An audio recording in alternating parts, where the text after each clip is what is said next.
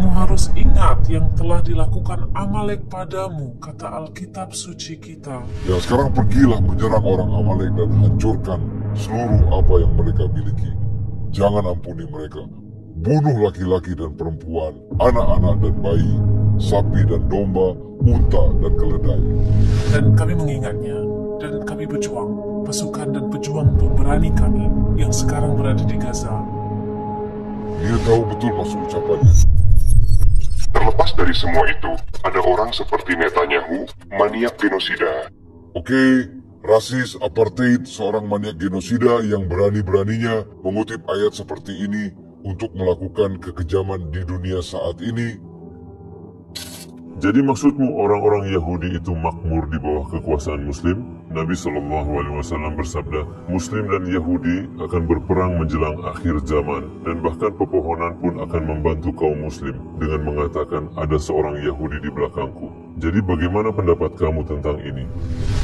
Bagaimana orang-orang Yahudi bisa bertahan selama lebih dari 1000 tahun di bawah kekuasaan Islam? Seperti yang sudah kita jelaskan. Cendekiawan terbaik, penyair terbaik, politisi terbaik, filsuf terbaik, para teolog dan rabi terbaik lahir di bawah kekuasaan Islam. Ottoman adalah adik kuasa secara militer. Mereka bisa saja menyerang dan orang-orang Yahudi akan menghilang dari dunia.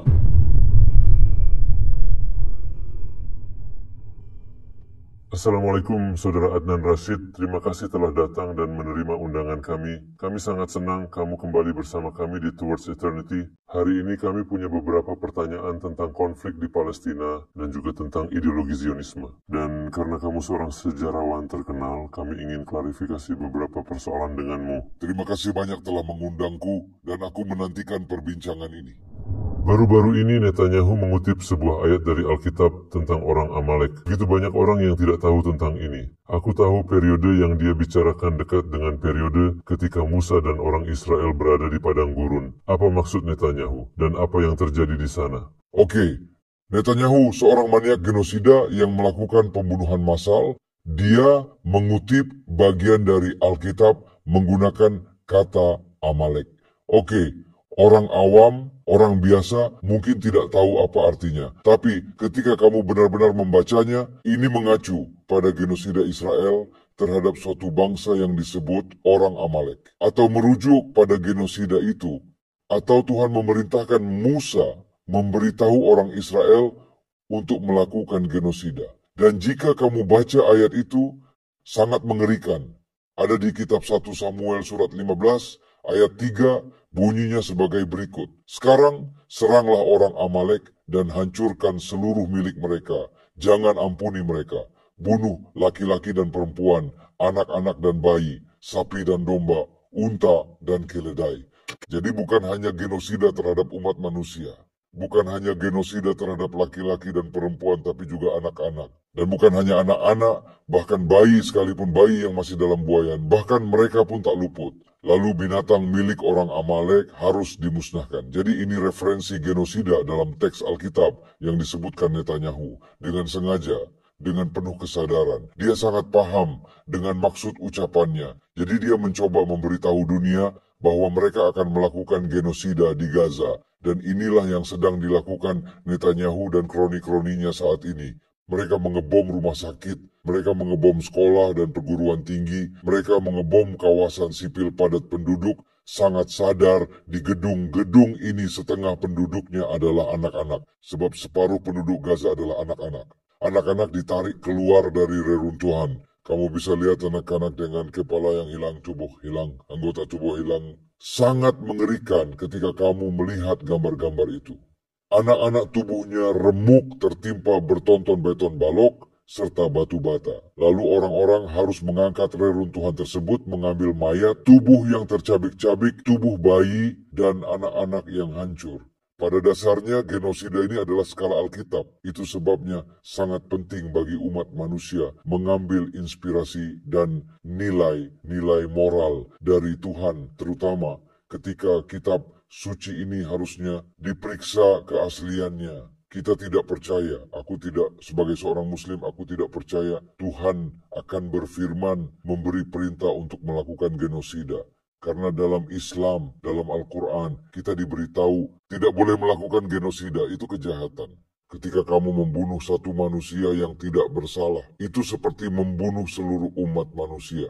Inilah sebabnya kita bangga menjadi Muslim. Aku bangga menjadi seorang Muslim karena Al-Quran tidak akan pernah mengizinkanku melakukan genosida. Aku tidak akan bisa menggunakan Al-Quran untuk melakukan kekejaman, membunuh wanita dan anak-anak. Dan jika kita mengikuti Nabi Muhammad SAW, ajarannya secara jelas memberitahu kita, bahkan dalam perang para umat Islam, ketika berperang tidak boleh menargetkan perempuan dan anak-anak. Inilah Islam. Inilah sebabnya aku seorang Muslim. Aku merasa bangga menjadi seorang Muslim karena kitabku, kitab suci yang kita ketahui pasti dari Allah, dari Sang Pencipta langit dan bumi. Tidak ada unsur manusia di dalamnya. Oke? Karena genosida adalah sentimen kemanusiaan. Genosida itu perbuatan manusia. Manusia melakukan genosida karena mengabaikan semua nilai moral, semua petunjuk dari Tuhan, semua petunjuk dari para nabi. Itulah sebabnya mereka akhirnya melakukan genosida. Jadi aku yakin ajaran tentang orang Amalek dalam Alkitab bukan berasal dari Tuhan, tapi ulah manusia, sebuah penambahan. Namun kenyataan yang menyedihkan, banyak orang Yahudi dan sejarawan Kristen telah mengakui bahwa teks Alkitab telah banyak diubah, telah diganti. Ada banyak orang yang menambahkan ke dalam Alkitab. Terlepas dari semua itu, ada orang seperti Netanyahu, maniak genosida rasis apartheid, maniak genosida yang berani-beraninya mengutip ayat seperti ini untuk melakukan kekejaman di dunia saat ini. Sungguh sulit dipercaya, tidak masuk akal. Bagaimana bisa orang-orang membiarkannya? Dan juga dalam Islam kita tahu Allah berfirman dalam Al-Quran, "Walaqad karramna bani Adam." Dan sungguh kami telah memuliakan anak cucu Adam. Jadi inilah nilai yang diberikan Islam untuk manusia, ya kan? Jadi jika kita bandingkan dengan Islam, Al-Quran menghormati nyawa manusia. Al-Quran menghargai nyawa manusia. Al-Quran tidak mungkin membenarkan genosida. Begitu juga ajaran Rasul SAW.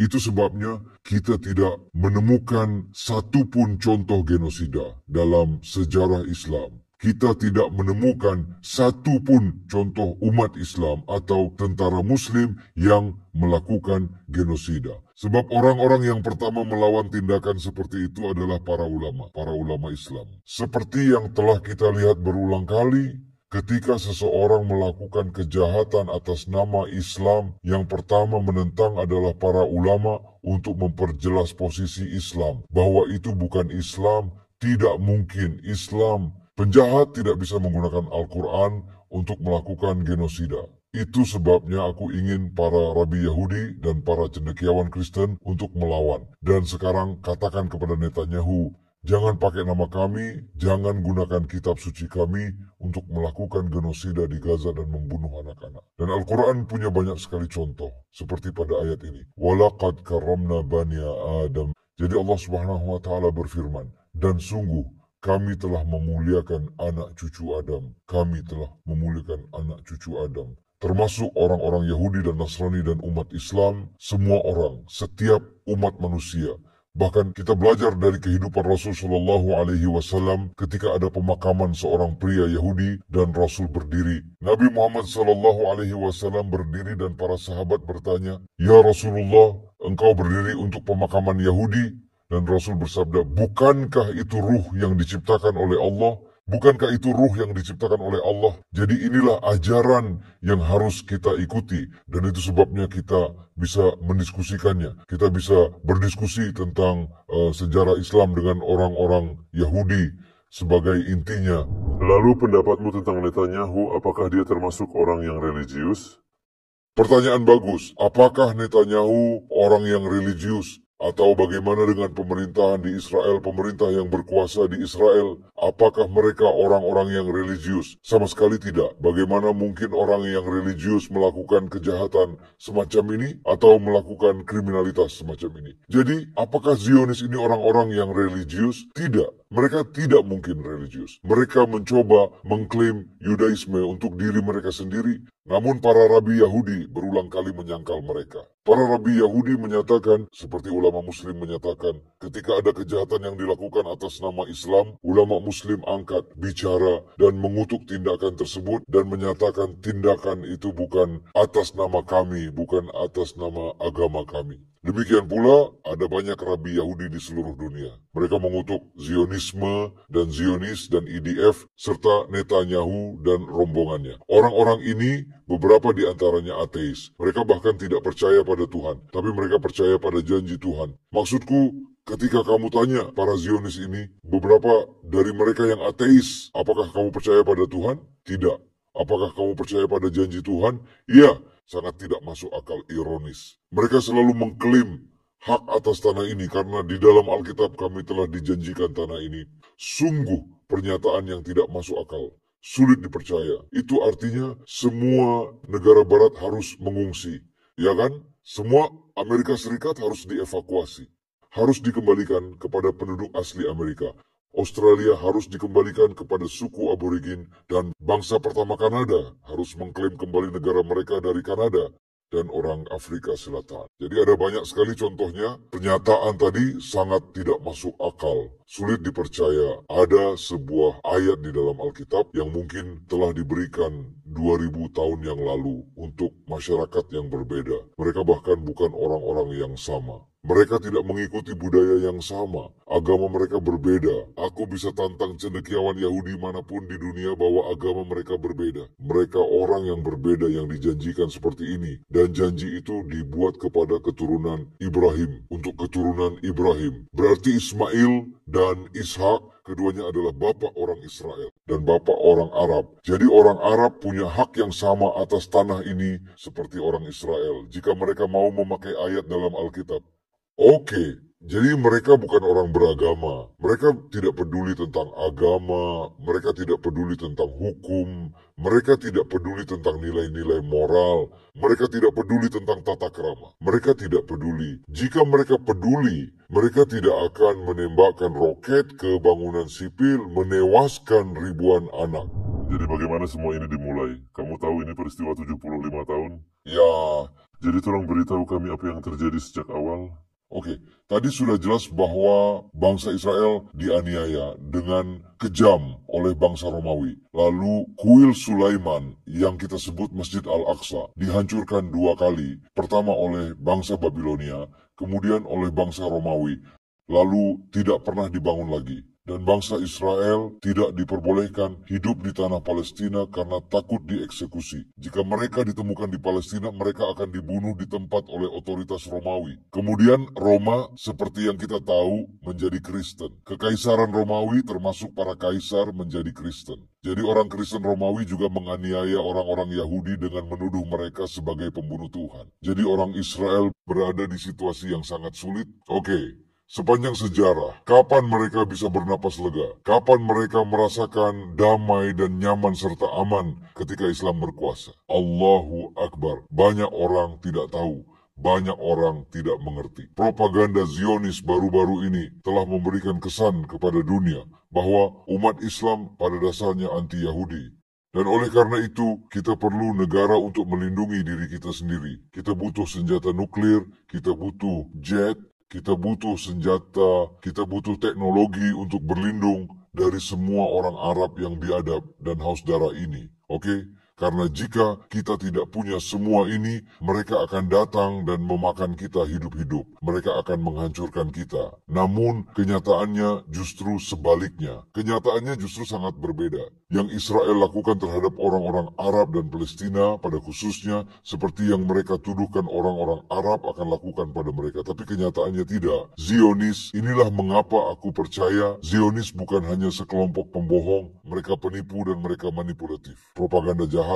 Oke, aku pakai istilah ini dengan bijaksana karena aku punya alasan mengatakannya. Dan para akademisi telah menulis banyak tentang ini. Siapa yang melindungi orang-orang Yahudi? Siapa yang memberikan perlindungan kepada orang-orang Yahudi? Aku ingin mengutip satu bagian tertentu dari seorang akademisi, pakar sejarah Yahudi dari Chicago. Dan siapa namanya? Namanya Dean Philip Bell. Dean Philip Bell orang yang sangat, maksudku aku bisa mengutip begitu banyak otoritas, begitu banyak rabi Yahudi, memberikan penghormatan besar pada peradaban Islam. Karena melindungi mereka, memberi mereka perlindungan, memberi mereka ruang bernapas. Kamu tahu, cendekiawan Yahudi terbaik, sejarawan Yahudi terbaik, intelektual Yahudi terbaik, teolog, rabi, penyair, politisi, jenderal, perdana menteri, dokter, apa saja. Dan masih banyak lagi. Cendekiawan, akademisi, penerjemah, penulis buku, filsuf, para intelektual Yahudi terbaik muncul pada masa Islam di Spanyol, di Timur Tengah, dan bahkan hingga Asia Tengah. Orang-orang Yahudi mendapat perlindungan di bawah kekuasaan Islam selama lebih dari 1000 tahun. Dan aku akan mengutip seorang cendekiawan terkait ini, oke? Namanya Profesor Dean Philip Bell. Dia seorang profesor sejarah Yahudi di Institut Studi Yahudi Spertus di Chicago. Dia menyatakan dalam bukunya Yahudi di Dunia Modern Awal, diterbitkan di New York pada tahun 2008.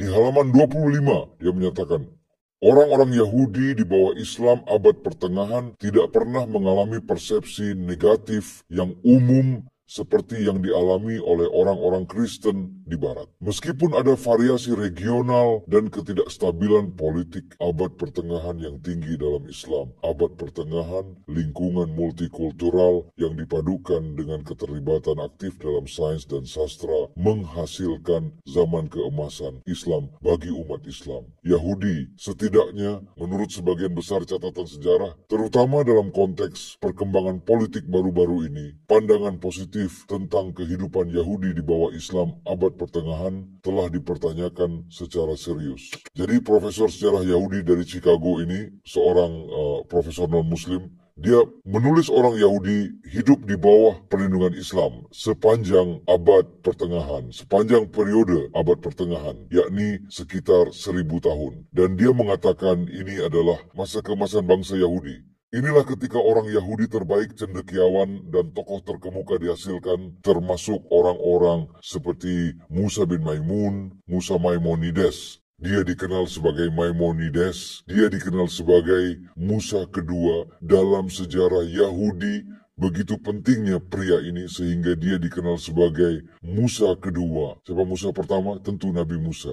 Siapa Musa kedua? Musa bin Maimun lahir di Cordoba pada abad ke-12, meninggal di Mesir pada abad ke-13. Dia meninggal pada tahun 1204 di Mesir di bawah pemerintahan Ayyubiyah. Dia seorang dokter pribadi Sultan Salahuddin. Sultan Salahuddin Ayyubi, Musa bin Maimun, seorang dokter Yahudi, adalah dokter pribadi Sultan. Dan kita punya penyair seperti Judah Halevi, lahir di tanah muslim di Spanyol. Kita punya Samuel Hanagid yang merupakan Perdana Menteri Hasdai bin Shaprut, Perdana Menteri Raja Muslim paling berkuasa dalam sejarah Eropa Barat. Abdul Rahman ketiga, Khalifah Bani Umayyah yang berkuasa di Cordoba, dari kota Cordoba di Spanyol. Perdana Menterinya seorang pria Yahudi bernama Hasdai bin Shaprut. Apakah ini sosok orang-orang yang tertindas? Orang-orang tertindas, orang-orang teraniaya, orang-orang terpinggirkan? Sama sekali tidak.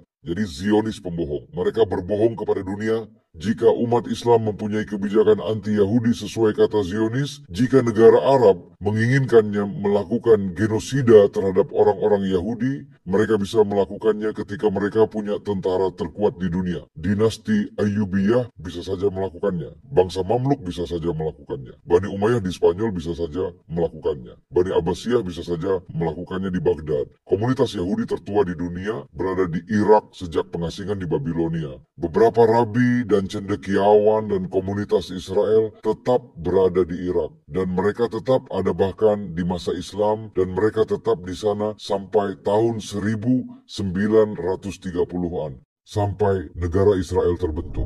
Dan tepat setelah itu, dalam Inkuisisi Spanyol, mereka harus meninggalkan Spanyol pada tahun 1492 dan Ottoman menyambut mereka, ya kan?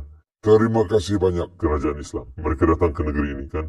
Tentu saja. Dan tahukah kamu, sungguh menakjubkan kamu menyebutkan ketika orang-orang Yahudi harus meninggalkan Spanyol pada tahun 1492 setelah umat Katolik, dua penguasa Ferdinand dan Isabella dipersatukan oleh pernikahan penguasa Kastilia dan Aragon. Mereka merebut benteng terakhir Islam dan Muslim di Spanyol bernama Granada. Akibatnya, ratusan ribu orang Yahudi dibunuh atau dibuang. Mereka yang bisa melarikan diri hidup-hidup bersama keluarganya, kemana mereka pergi? Apakah mereka pergi ke Eropa Kristen? Sama sekali tidak.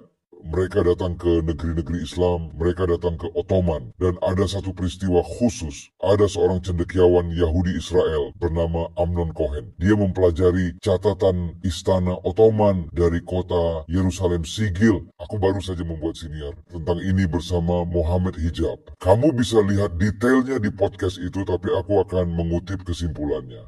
Setelah mempelajari catatan-catatan ini, dia menulis dalam kesimpulannya tidak ada seorang pun yang ikut campur dalam organisasi internal atau aktivitas budaya dan ekonomi eksternal berbicara tentang orang Yahudi di Yerusalem Ottoman. Di dunia di mana kesetaraan sipil dan politik atau perubahan sosial positif yang mempengaruhi kelompok atau bahkan individu tidak menjadi norma, warga Yahudi yang dipimpin oleh Sultan tidak punya alasan untuk berduka atas status tersebut atau menyesali kondisi kehidupan. Orang-orang Yahudi di Yerusalem Ottoman menikmati kehidupan religius dan otonomi administratif dalam negara Islam, dan sebagai elemen ekonomi dan masyarakat lokal yang konstruktif dan dinamis, mereka dapat benar-benar berkontribusi terhadap berfungsinya negara tersebut. Jadi yang dikatakan Amnon Cohen adalah orang-orang Yahudi tinggal di Yerusalem selama periode Ottoman, banyak dari mereka pasti berasal dari Spanyol. Setelah meninggalkan Spanyol, setelah umat Katolik merebut Spanyol, mereka hidup makmur, mereka berkembang, mereka makmur, mereka menjadi kaya, mereka berhasil, sangat sukses. Bahkan di buku inilah Amnon Cohen menulis, jika seorang pedagang Yahudi atau warga negara Yahudi Yerusalem punya masalah dengan gubernur Muslim atau administrator Muslim, dia bisa mengadu saja kepada sultan atau kepada otoritas tertinggi di negeri ini, dan mereka akan diberi keadilan. Sejarawan Yahudi dari Israel bersaksi tentang ini. Jadi maksudmu orang-orang Yahudi itu makmur di bawah kekuasaan Muslim, tetapi beberapa orang muncul dengan hadis Nabi Sallallahu Alaihi Wasallam yang mengatakan bahwa dalam hadis ini Nabi Sallallahu Alaihi Wasallam bersabda, Muslim dan Yahudi akan berperang menjelang akhir zaman, dan bahkan pepohonan pun akan membantu kaum Muslim dengan mengatakan ada seorang Yahudi di belakangku. Jadi bagaimana pendapat kamu tentang ini? Oke. Hadis itu sendiri sudah memberikan jawabannya, yakni tentang akhir zaman akan ada perang. Pada dasarnya hari kiamat atau berkaitan dengan eskatologi. Eskatologi adalah ilmu tentang akhir zaman. Ini tentang akhir zaman. Ini bukanlah aturan umat Islam, kan? Jadi hadis tersebut dengan jelas menyatakan mendekati akhir zaman akan ada orang yang bergabung dengan Dajjal. Mereka akan bergabung dengan Antikristus. Maka ketika Dajjal datang, dia akan punya pengikut. Lalu ketika Isa AS kembali, turunnya Nabi Isa AS, dia akan melawan Dajjal, dia akan membunuh Dajjal. Dan tentu yang bersama Dajjal juga akan dibunuh, juga akan dilawan. Maka siapapun yang mendukung Dajjal, baik dia seorang Muslim atau Kristen atau Yahudi, menjadi sekutu musuh. Jadi ini tentang akhir zaman, bukan aturan Islam dan umat Muslim. Dan jika kebijakan Islam dan umat Muslim, jika umat Islam pada dasarnya anti-Yahudi atau anti-Semitik, bagaimana orang-orang Yahudi bisa bertahan selama lebih dari 1000 tahun di bawah kekuasaan Islam? Seperti yang telah dibahas, cendekiawan terbaik, penyair terbaik, politisi terbaik, filsuf terbaik, para teolog dan rabi terbaik, lahir di bawah kekuasaan Islam. Dari Irak hingga Mesir, Suriah, Libya, Maroko, hingga Spanyol. Bagaimana mungkin komunitas Yahudi ini bisa bertahan begitu lama apabila umat Islam punya pemahaman yang sama terhadap hadis ini seperti yang dilakukan propaganda Zionis? Jelas sekali para propaganda Zionis yang menggunakan hadis ini untuk mengklaim bahwa Muslim pada dasarnya anti-Yahudi. Jika propaganda itu benar, jika pemahaman itu benar, pertanyaanku, bagaimana mungkin 90% orang Yahudi selama 1000 tahun bertahan bersama umat Islam? Apalagi ketika umat Islam berada di puncak kekuasaan mereka. Ottoman dengan tentaranya, Ottoman berkuasa dari Eropa hingga Timur Tengah sampai ke Afrika Utara. Salah satu kerajaan terbesar dalam sejarah umat manusia, secara militer Ottoman dikuasakan. Mereka bisa saja menyerang dan orang-orang Yahudi akan menghilang dari dunia. Namun mereka tetap melindungi orang-orang Yahudi.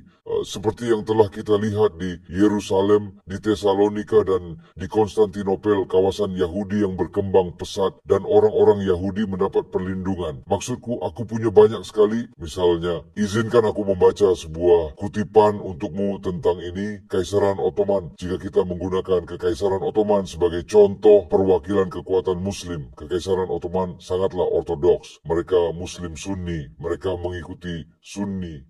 Mereka telah membaca hadis-hadis ini. Para ulama Ottoman mengetahui tentang hadis-hadis ini. Sultan Ottoman sangatlah religius. Kita tahu banyak sekali sultan yang sangat religius. Mereka terpelajar. Mereka belajar.